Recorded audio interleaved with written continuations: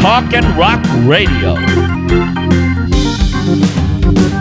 where friends meet at the intersection of life, inspiration, and music. Here's your host, Rick Kern.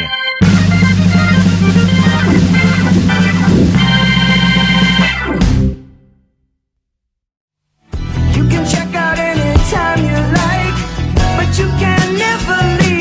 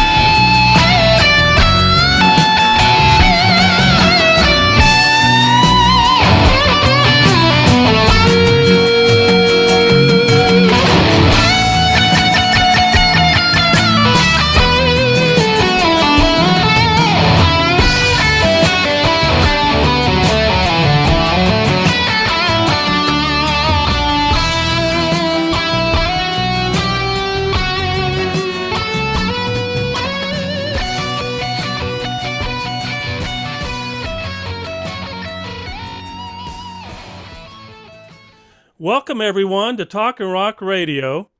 The young man you are about to meet has been playing guitar since he was 7 years old. Brandon, his dad, took him to an ACDC concert when he was 6, and it was right then and there that he told his dad, "Dad, that's what I want to do for the rest of my life." Welcome from Long Beach, California, Terry Quinlan, she's the one that introduced me to this young man. And from Long Jetty, Australia, is Taj Farrant. How y'all doing tonight? Good to see you All so right. much, Rick. It's great to be here. Very cool. Thank you. Terry, I want you to kick this off and talk a little bit about how you met Taj a couple of years ago and everything. Yes. Interesting enough, during COVID, when everybody was kind of looking around online just to see what we could do to occupy ourselves, I came upon this young fellow whose name was Taj Farrant, and I go, who is this guy? Because it was just a marvelous impression from immediately when I discovered you. And since then, I've even met a few friends that have met you the same way, and it's like they just can't believe that you've got this talent. It's quite remarkable. And I know that you told me that your parents have been an influence in your life because your mom plays the flute and your dad plays guitar. And so I was curious to know, I have a friend recently who did this ancestry search, online, and she found out that Elvis Presley was a sixth cousin of hers. And so it was quite amazing, and she'd always admired Elvis Presley, but she never knew till they did this ancestry thing that they were actually related. So I'm wondering, yeah, have you ever done any ancestry research to see if you have any other background in your family that other people who have done music? We've never done it before, but a lot of our family is from like Ireland. So that's where so like Ireland and Scotland. So that was where Gary Moore was born. So yeah. But so you think there might have some relatives in your past history? If you did a research thing, it would be pretty interesting. Yeah, I'll have to do the ancestry thing because that'd be cool. Yeah, it's quite remarkable when you discover. I just did one recently with my family, and I know I got to research my mom and my dad, and one thing just leads to another when you start doing this stuff. It's pretty cool. But obviously, I know. Let's talk a little bit about because you did some lessons, some guitar study, but really, it seems like you were just born with it. Doesn't it seem like that to you?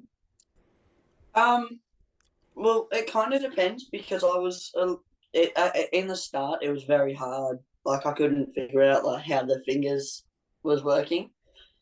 But then a couple of weeks later, it kind of just clicked, and it was like, oh, it's like kind of there, and I can do it now. Wow. But yeah, because it was weird. Because like 1 minute I couldn't play at all, and then like 2-3 days later, I was like, I get it now, and I can kind of do it. So yeah. And this was, how old were you at that point? Like I know you started when you were 6, but how long did it take you to really be pretty proficient at it? I mean, I'm still learning. That's the thing, but I was about 7 or 8 by the time I was like, oh, I understand how it works now. But yeah. That's still really young. Don't you think so, Rick? Oh, that is, I mean, I think I was learning how to tie my shoes at about that age. I don't know. I can still barely. You can still what? I can still barely tie my shoes. I can play guitar, but I can't tie shoes. Well, I don't believe that, Taj. The way you play guitar, I imagine you could tie your shoes blindfolded and upside down and do it fine. Do you have any other influences from your family, Taj, like your grandparents or anybody that influenced you learning? I mean, my pop plays in a band, and like I used to always go out and watch him before I even started playing guitar. And like it was his birthday when we went to the ACDC concert. Let's talk about when you were going with your dad to see the ACDC concert, and what was it about that moment that made you decide, Dad, this is what I want to do the rest of my life? Talk about that experience and how you felt and what it was that grabbed you and hooked you the way it did. Yeah, so we like drove into the like the stadium, and like you have the car park, and I was like, this is chockers, but that means like it's full. And even when we were sitting at our seats before the band even come on, I was like, all of these people are here to see one band? And Dad was like, yeah. And then I seen Angus, he come out of the ground. Like, do you know how like the levitating platforms come out? Uh-huh. I seen him come out of, and he started playing the Shook Me All Night Long intro. And I was like, I want to do this. And that kind of like, I was just like, it'd be mad if I could come out of the ground. But it's like a magical moment, isn't it?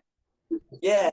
It kind of just like lit a fuse that it was kind of there, because I always used to listen to rock music. But yeah, so have you learned how to come out of the ground yet? I know how to do it.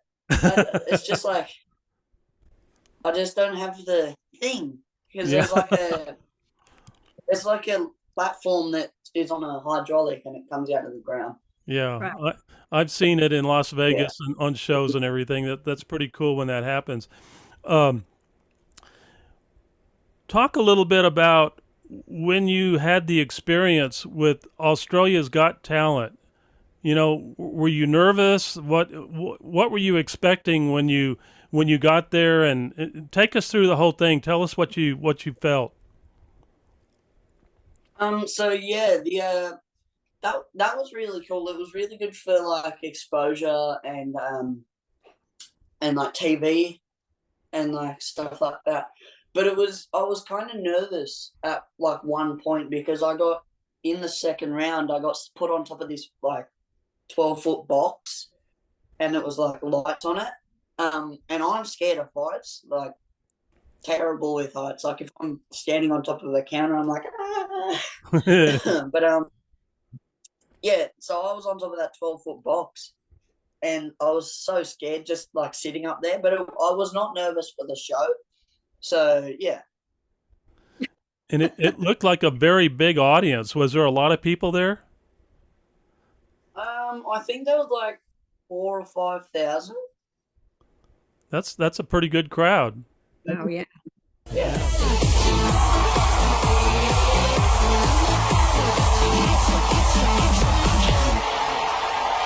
So cute. Hey, buddy, how you doing? What's your name? I'm Taj, I'm 9, and I'm from Long Jetty. Are you Taj's dad? Yep. Taj, no worries. And you are 9. Yes. The guitar's bigger than you are. Yeah, kinda. So, mate, I assume you're going to play guitar for us here today, yeah? Yeah. So, mate, what got you into playing guitar? My dad and my pop took me to an ACDC concert 2.5 years ago, and I said I want to do that for the rest of my life. There you go. When he was like 6 years old. 6 years old. Partway through the gig, he wanted to get up on my shoulders for a better look, but everyone stood up. And I saw Angus Young play Shook Me All Night Long. I looked down at Dad and go, I'm doing this, and I said I want to do that for the rest of my life.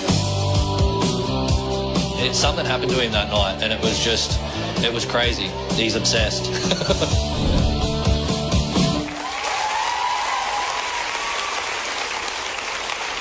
So, I love guitar. Who doesn't love a good rock tune, mate? Let There Be Rock. Thank you.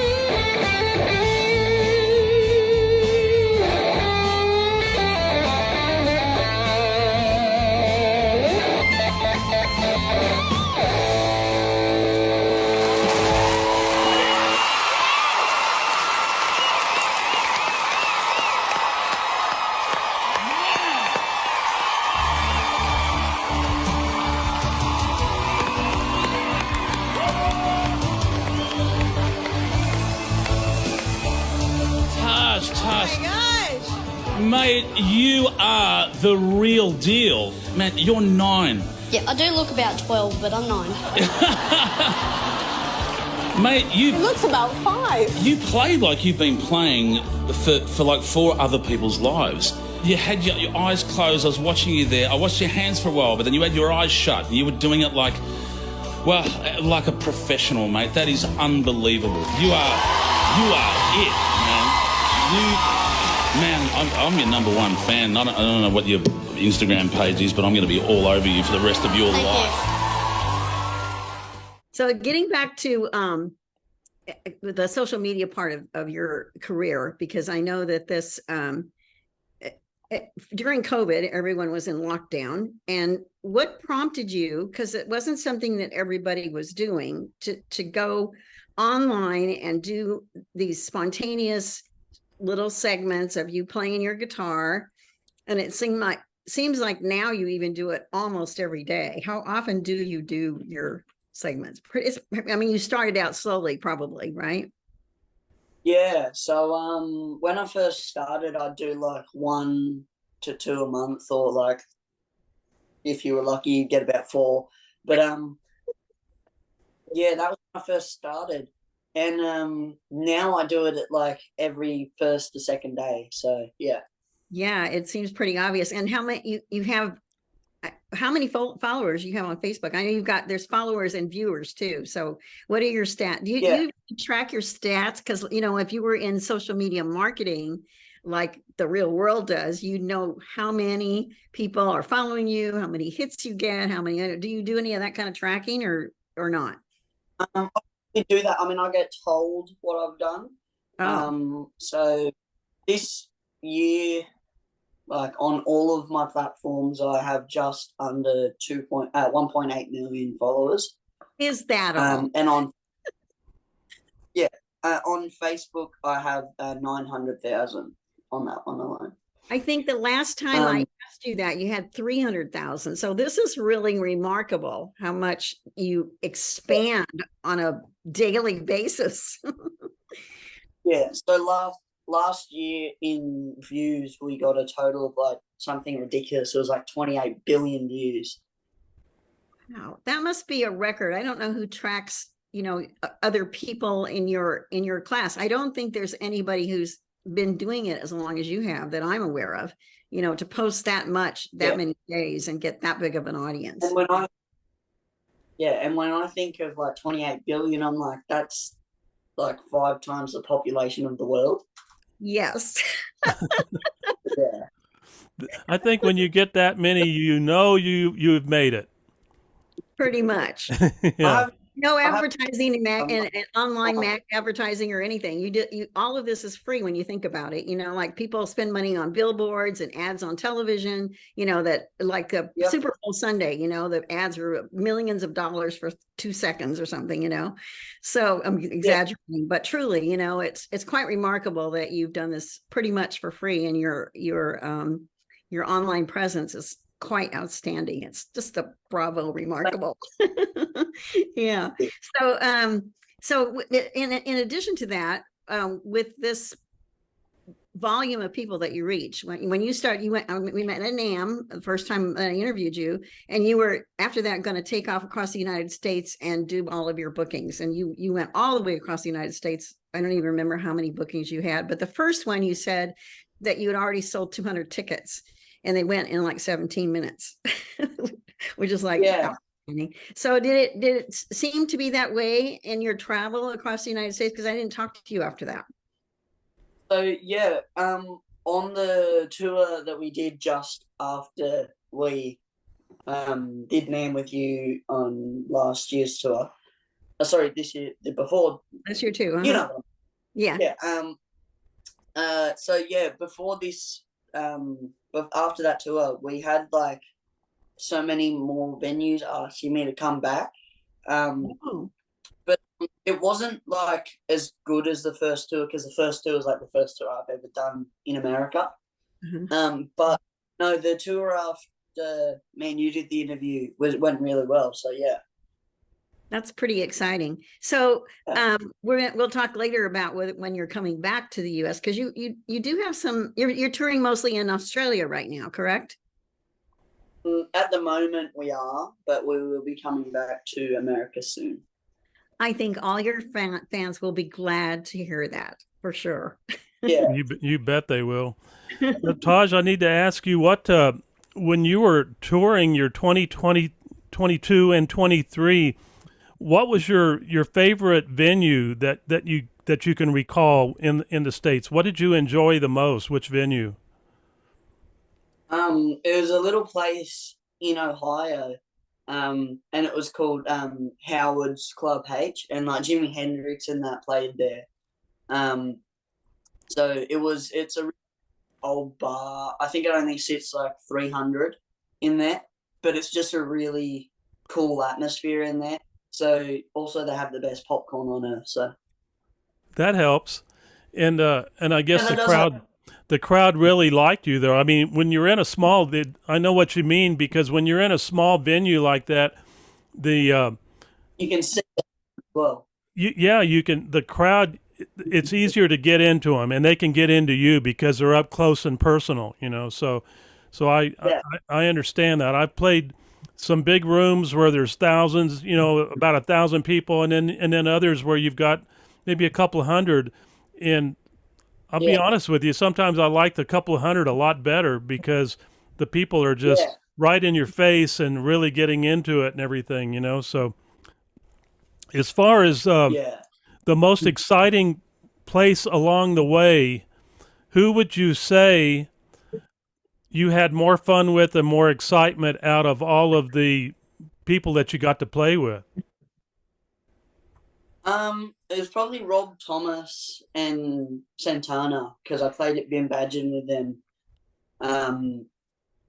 There was a massive crowd there, but the funny thing is that I could see everyone because it was just like a sea of people. So yeah, I did 2 shows with them at that. You're talking about the one in Australia where there was like 10,000 people or something like that. Yeah, right? that's a Rob Thomas one. Yeah, the first show was at ICC Arena in Sydney, Australia, and that was holding 10 to 15,000, and Bimbadgen was holding 38,000. And this is at what age did you experience this? I was 10. I wasn't even in teens yet. That's amazing. I think, most people your age would probably be a bit frightful. You would think it was frightful to be in front of that many people, but you just play your guitar, right? No, and the only time I ever got scared was there was parts in the song where they had massive floodlights that would flash, and you could see everyone at the back, and then you'd realize how many people are out there. And I thought it was just like a corridor of people. You look to the sides, and there's another 10,000 that way, another 10,000 that way. So yeah, that's amazing.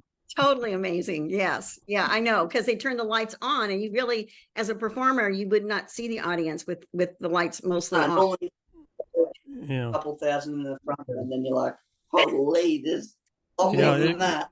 It can be very difficult if you have those bright lights shining in your face. You can't really see. That's why a lot of times they'll say, turn the house lights up so we can, from the stage, we can see the audience. When you played the House of Blues in Las Vegas and played with Santana, Taj, talk about that experience and how you felt at that moment, and I mean, you looked so comfortable when you were playing with Carlos. I couldn't believe how composed, and it's like you guys had rehearsed it 1,000,000 times. Talk about that experience. Yeah, I kind of put on a composed face for that one, because on the inside I was like a kid in a candy store, because I was like, oh my god. But no, he's a really nice person, like a genuine person too, because we still hear from him now, and he always asks us how's it going and everything. So yeah.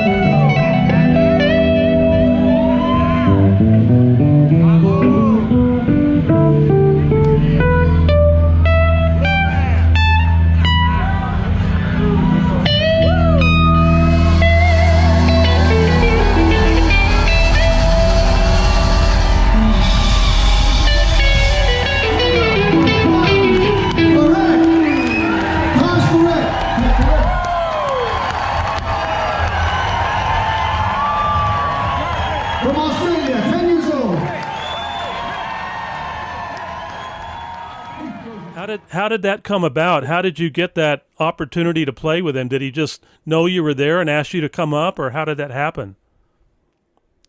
So yeah, we just got a message from on Instagram from his like PR team, and he was in Vegas, and so were we, because it was a stopover for a show. Sorry, it was a stopover, so we were going home. So, yeah, he kind of knew that we were there, and then he asked if I wanted to come play. And he invited me to 2 nights with him, because the first night I was just supposed to watch the show to see what he did. But that show, he kind of just rang me up and didn't tell me what was happening. So yeah, You were surprised. You're walking up on the stage night, and it wasn't pre-planned. Wow. no, the first night he just threw me under the bus, and he was just like, "Here you go, come on." And I was like, "Oh, come on." And then the second night we actually rehearsed before the show. So Oh. yeah. And then something happened after that second night. What was that? He gave me a guitar. Yeah. Yeah, he gave me Black Magic Woman guitar. Oh, nice. That's a Gibson? Yeah. That's a Gibson, isn't it?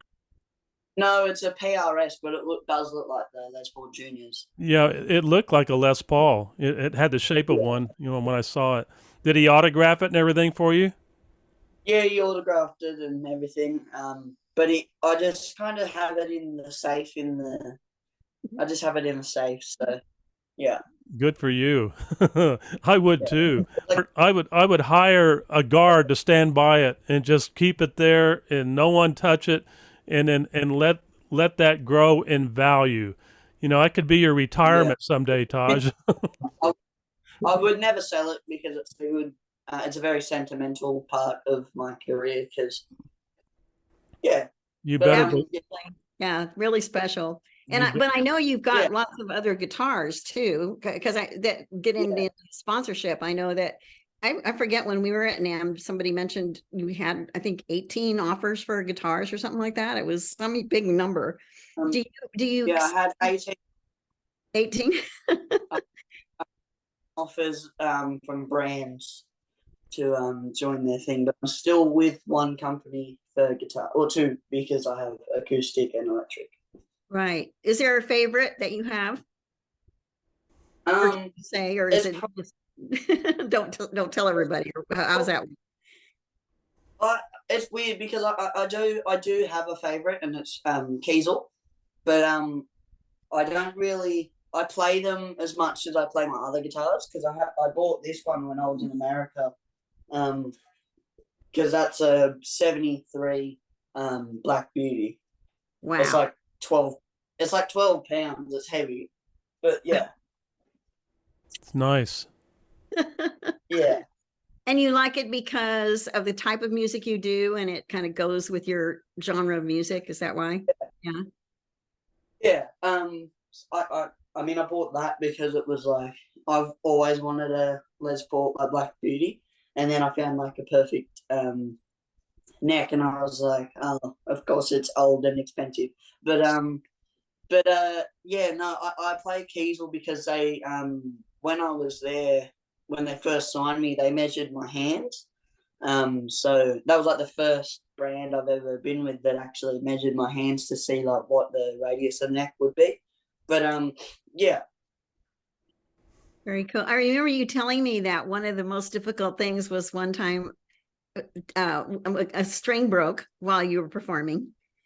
Is that the case? Did that happen often? Or if I know it happens a lot when you play hard for most people, right?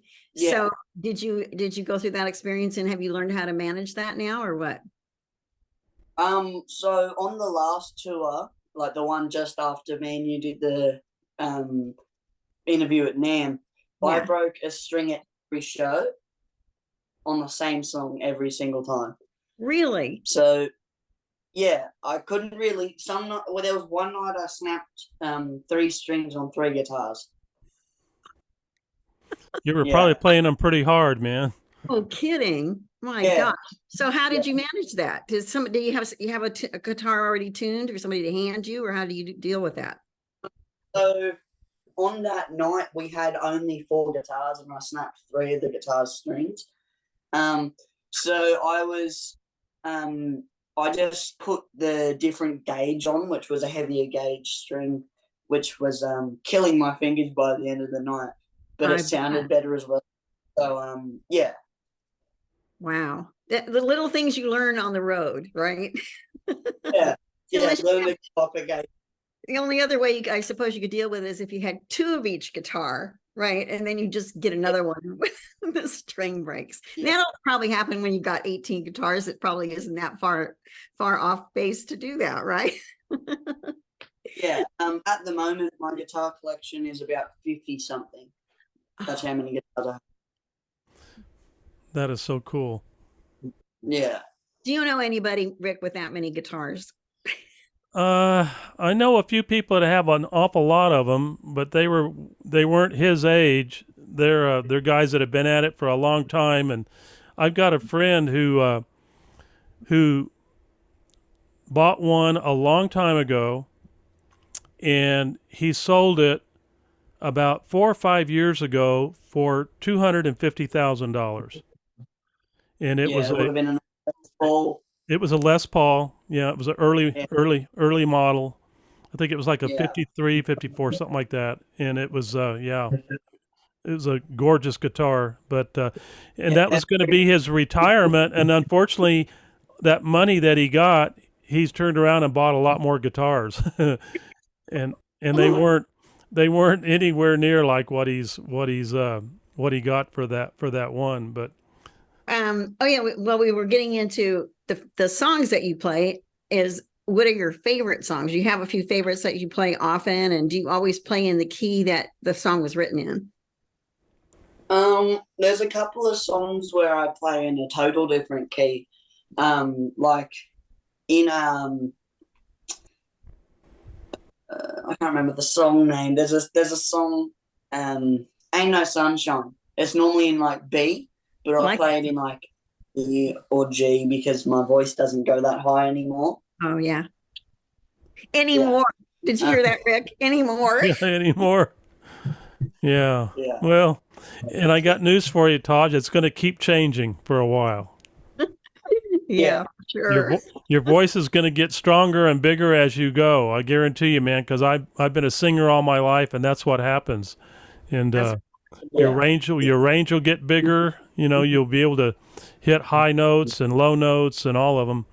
But when you're performing with your tracks, Taj, are there favorite groups that you like to play with mainly? And if you do, who are they? I like when you say groups, as in like bands I play with, or. Well, no, I'm thinking of tracks that you play like in your studio or wherever, or even when you're performing solo live and you're performing with audio tracks. Yeah, I play a lot of Stevie Ray Vaughan, Gary Moore, Marcus King sometimes as well. So yeah, I play a lot of everything, and even in like the solo shows, I play like Satriani. So yeah. Nice. Are there special artists that you're hoping down the road you're going to meet and be able to play with someday, or have you thought much about that? I'm gonna sneeze. No, I haven't really thought of many artists like I want to play with. I mean, it'd be cool if I got to play with them, but there's like the people that I want to play with are sadly not here anymore. So yeah. You I know you've played with some really great people, and you had the experience of working with Orianthi also. How was that? Yeah, she's cool. Yeah, she is. It's always good to have an Aussie person. Yeah, like when you're in America for so long, you kind of get bored of American voices, and it's cool to come, like, kind of feel like you're at home when you hear the Australian voices again. But she's really cool as well. Very good guitar player. Well, and Michael Jackson, was smart to have her playing for him. There's a friend of mine here in El Paso, Texas, that he manages a studio here of a guy that I used to manage his band, the band that he was in, and he owns the studio. But this guy was going to be Michael Jackson's one of his musicians that was going to be in his This Is It tour before he passed away. So he would have been playing with Orianthi. He was going to be the main percussionist, not the drum percussionist, but he was going to be playing all the other percussion, congas and everything else. The guy's a tremendous player, but that didn't get to happen for him, unfortunately. But anyway, things change. You're up, Terry. Oh, okay. Well, it's a good thing we planned some of this ahead of time, right? Yeah. It's kind of fun to see the direction that these conversations are going, Taj. You just have a plethora of information. Let's see. One of the other things I know you've been writing. I think one of the times I talked to you, you were doing very little writing, and now you've got a couple of songs that you've written, and we have some artwork that you did. I think it was for one of your first singles. I think it was something about "I Can't Sleep" or something like that. Was it the name of one of those songs? Yeah. Yeah. But the artwork, it has you kind of floating above a street like you're flying. What was that? Oh, that one was Hit the Ground. It was what? That one was Hit the Ground. Oh, hit the ground. Okay. So basically you don't hit the ground. You just keep going, right? Something like that. That's what it looks like in the picture. Yeah. No, the song, that song come together in 5 minutes. Wow. So now you're doing a little bit more writing. Is it coming to you easy like that as well? Or you think you're going to be doing on the last tour, I played, like, I was just playing around in the van while we were driving, and I just come up with this hook, and that's the new single that's going to be coming out, and it's called Crossroads. But yeah, that it come together, like the whole song come together in 5 minutes. I was in there with the band, and he was just like, "Oh, you should do this, and I was like, "Yeah, that'd work." We were like, just writing the song in the back of the well, that poses a question for me, because there's a lot of musicians I know that go to singer-songwriter workshops, and a couple of friends of ours actually do that. In fact, Steven's in one right now, my friend Steven. Right. So you, in all of the things that you've done, have you participated in very many single songwriter workshops?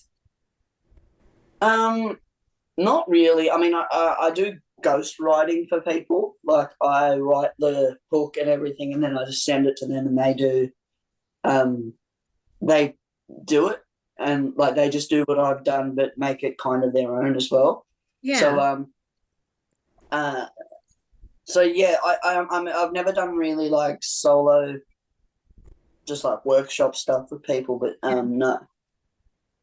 You might want to try it sometime. I just interviewed an 18-year-old gal who loves it. She just talks about how great it has been for her to do that. And she writes all the time, every day. She puts it in with her grocery list. Sometimes she writes so much. She does it with her phone. She just, she'll put lyrics down and stuff like that. So cool. Eventually, when you're sitting still for a while, maybe that will happen to you too. Who knows? Yeah. Right? Yeah. If I'm not everywhere at once. So yeah. Exactly. I remember a lot of the writers that I've talked to, they'll be sitting at a restaurant and they'll say they'll write it down on a napkin, or real quick, something that comes to mind, they'll write it on a napkin. But now with cell phones, all you got to do is just go to your notes and record it, so it's kind of cool. Yeah. It used to take ages. I want to go back, Taj, a moment to your studio there at your house. I remember seeing your guitars and everything, a lot of them hanging on the wall, but there was one that you play, and I mean, you play it so well. And I opened the show with this when you're doing Hotel California. It's a headless guitar. talk about The little blue. Yeah, talk about that one. Yeah. And how do you, who makes that guitar? You don't see those very often. No, so that's Kiesel, and that's like the brand I'm with. They sent me that. That was the first guitar they ever sent me, and I kind of was like, it's a very, very fast guitar because the neck's like this wide and this thick, but it's like very, very fast guitar. But no, you don't see many of them around because like a lot of them come from like the 80s. And Jeff is a very big like Star Wars fan, so that guitar is called Vader. So yeah. How do you tune it? Because it doesn't have any tuning knobs on it. How do you do that? Yeah. So normally, like on a normal guitar, it's there, but on the electric, on the Kiesel, it's down here with the bridge. I see. Yeah. Okay. Is it any easier to tune it, or is it harder, or what? Is it any big deal? It's not really. It's not. It doesn't really change. I think it's actually easier because you don't have to like bend your hand around the back of the headstock because it's all just in a straight line. So yeah. Interesting. I've never seen that before, actually. That's quite unique. Well, when you see the show on Thursday, Terry, you'll be able to see it. That's cool. I'm looking forward to the final product. It should be really great. I'm impressed with and that's why I really reached out to you, Rick, because I know you've got a lot of knowledge about background information from other sources and that kind of thing. It's really, really cool. Yeah, it's been at it for a while. I'm looking here to see what the next question. Well, I think we're probably going to talk about because you got a release coming soon, right? Well, I think we were going to talk about that. Oh, yeah. And did you make an album cover for this new release? And I think you were looking at some other promotional stuff, like some pics earlier today, things like that. Tell us a little bit about your marketing, other things besides just being online. You did some other stuff. Enough. Look. There you go. Nice. There it is. But the new song is called Crossroads. I'll play a little bit of the what's the thing. And what prompted you to write this song? You were inspired by something, or how did it come to you? So yeah, this is the one that I actually wrote on the bus in America. So I seen a Crossroads, and I come up with this riff ages ago, and it kind of went like this.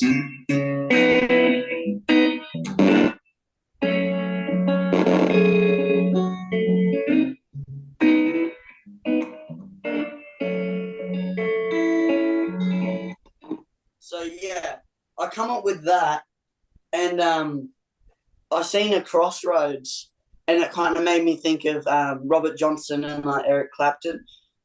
And I was like just singing along, and I was like, I'm heading down to the crossroads, and it kind of all come along, and like it was really cool how fast that song come in. It come in like at least 5 minutes. So yeah.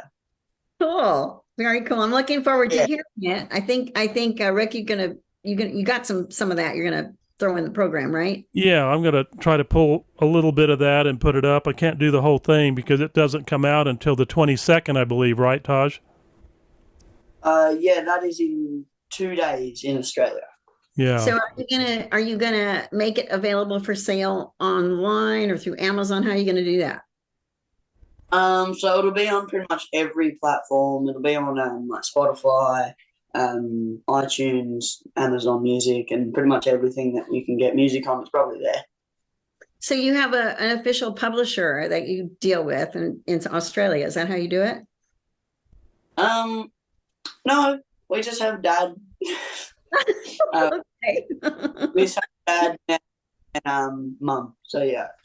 Nice. Let's talk about that a minute, because I heard you one day say, I think it was during the Australia's Got Talent, where somebody said, "Do you have a manager?" And you said, "Oh no, I got a dadinger." Yeah. Yeah, I come up with that just like on the spot. Because I love that. Yeah. So in Australia, like if you're a manager, I mean, we just call you a manager. But I was like, oh, he's a dad-inger because he's like my dad and manager at the same time. And I was like, oh, nice. But yeah, Dad didn't know I was gonna say that either, so he kind of just got put on show on that one. So yeah, That's so cool. Now, does your dad play with you some? You know, do you practice together? nah, Dad doesn't really play much, but on the next tour, I've convinced Dad to do a show with me. So yeah, Cool. Now, your sister's going to be playing drums with you some also?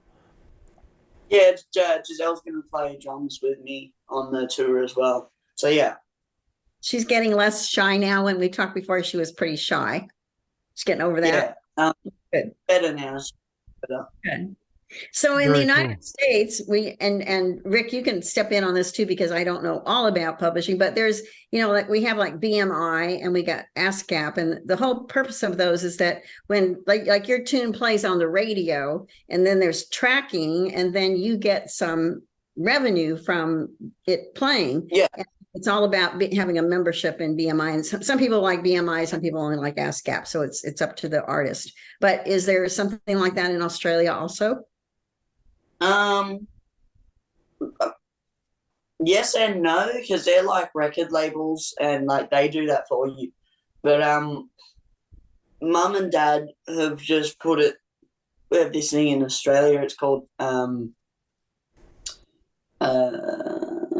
can't remember the name of it, but it's like that. Something similar. It's just like just upload it and then you get the revenue whenever it's played. So So yeah. that's good. That's good. I was just curious because I know it's really a big thing here in the United States. It's like you wouldn't think about I don't think just randomly letting something play without it being tracked and get the royalties. It's a big thing, right, Rick? Yeah. Yeah, it's a very big thing, and they really they do a good job with it. In fact, it's all gone to AI, and it, like anything that you put on the radio or on the internet or anything anymore, AI is tracking it, and it knows. By if it's copyrighted and published and who has it and all of that. So a lot of this too is that a lot of my friends that do podcasts and different things involving artists that write their own music, if the music hasn't been published or copyrighted yet, they can go and have them on their show, and they can play their music without any problems with ASCAP, BMI, or CSAC. But if you are published and are copyrighted, there becomes the problem, because they're trying to protect the artists, they're trying to protect the music, and they're definitely trying to control the revenues. So there's a lot of things that you need to do, getting licensing and things like that. And but it just depends on how you're doing it. If you're making money with it, things like that. In my case, as a podcaster, I'm not making revenue at this point. Hopefully down the road I can, but at this point I'm not.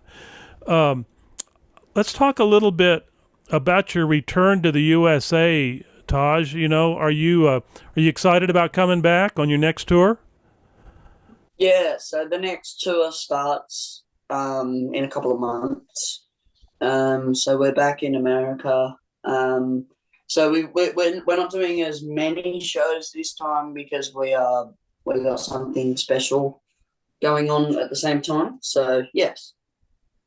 So you're going to start at the East Coast, or do you think you'll come to California first? I think we're starting in California and then we'll end in like Ohio or New York. So yeah. Well, you be sure and let me know when you're coming, because I have somebody who manages 4 venues here in the LA area, and he wants to definitely talk to you about some booking. So we'll see what happens with that. You just have to let me know. Cool. Yeah. And it's all blues too. So it's right in your genre of music. It would be really a fitting thing to do. So that'd be very cool. Yeah.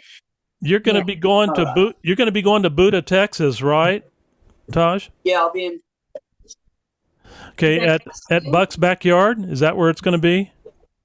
Okay. Yeah, There's there, Rick? there's a band that I'm going to have you hopefully they can come see you if they're not playing or busy in the studio. They have a really fantastic studio there in Buda. The band, you need to check them out, Taj. They're called Del, D-E-L, Castillo, Castillo. And they are really, really, really good. They've done, if you remember, I don't know if you ever saw the movie called Kill Bill. Yeah. They did the movie soundtrack for that movie. Okay, that's Del Castillo.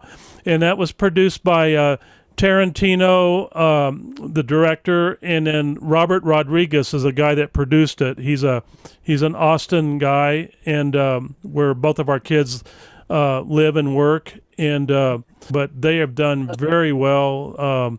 But I'm going to try to get them come see you because you're something that they need to see. They will really like to see what you do. That's a great idea. Yeah.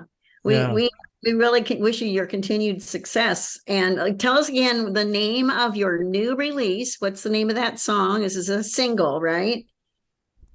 Yes, it is a single. So the song is called Crossroads.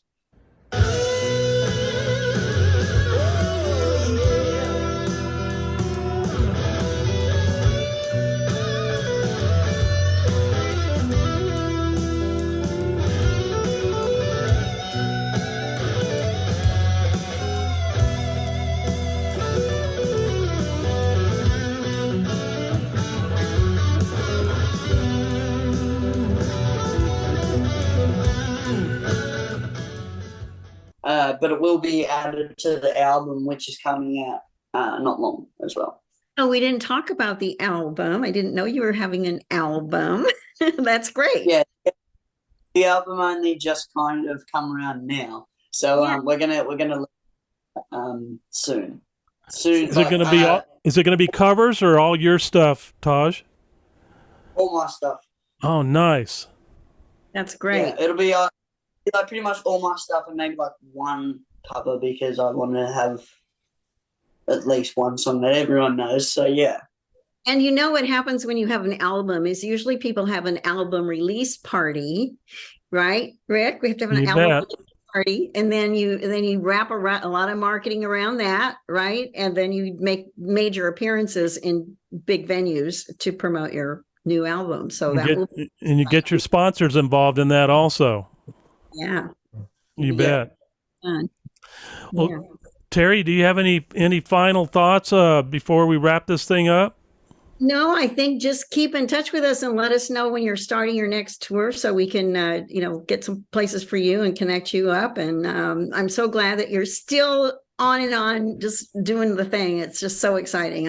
I'm really glad that we were able to put this together and make it happen. And we'll make it available it'll be on my YouTube channel, and then it'll be on your Rockin' Radio station. And we'll give you some more, like, you don't need more promotion, right? With millions of viewers. We'll do it anyway. Right. It's been fun. I just want to close with a couple of thoughts here, Taj. It's been, first of all, it's been a real treat getting to know you a little bit, and I'm going to make a prediction. You're 14 right now, and last time I did one of these predictions, it was for a friend of mine that was from Albuquerque, and I said he's going to be playing in the places that Stevie Ray Vaughan played back in the day in Austin. So I'm going to make that same prediction about you. I'm going to say by the time you're 18, maybe a little bit longer, but I'm going to say maybe by the time you're 18, 4 years from now, I think you'll be playing at Anton's in Austin. That's where Stevie Ray and B.B. King and a bunch of them have played. And they cut their teeth there. They got really good while they played there. And then, there's going to be a lot of great things happening for you. I know it. I can feel it. When I watch you, I see the intensity of your playing. I see the intensity of your singing. I see a guy that is enjoying what he's doing. And so I just wanted to tell you that. And I think first of all, I want to wish you and your family the very best. And you're already a major rocker, my friend. Keep doing what you're doing. have fun doing it, and keep following your passion, because I think you're on to something really great. And I want to thank you for being a part of Talking Rock Radio, and especially you, Terry, for bringing this young man in this inspirational story to my attention. I didn't know about Taj, but I certainly know about him now, and I'm going to do my part to make sure pleasure. that. Well said, Rick. I totally agree. I have mentioned a couple times when I've done interviews, I don't do an interview unless I think it's somebody who's really got the chops, and definitely, Taj, you have the chops, and it's been exciting to even watch you grow from our first interview to present, and see how much it's expanded, and the success that's happening is, it's like a little flower just blooming out into something completely amazing. And just keep up the excellent work. It's just been wonderful to watch this whole series of things that happened to you. And we'll meet again at NAMM probably next year, right? It's been fun. I'll probably see you in NAMM. I'm excited to see where it goes from here, Taj, because you're gonna do great things. You're already doing it. So keep rocking, my buddy. Okay. Yeah. Thank you for having me. Thank you, Taj. Thank you, Terry. We'll see y'all soon. Okay. Bye-bye now. Bye. Bye. But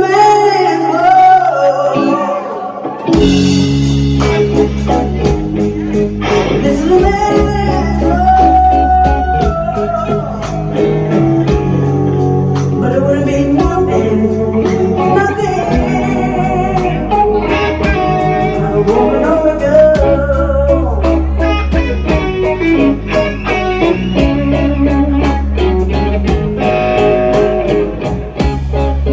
You see, man made the cars to take us over the road. Man made the train to carry the halo. Man made the electric lights to take us out of the dark. Man made the boat with oil like Noah made the ark. This is the man.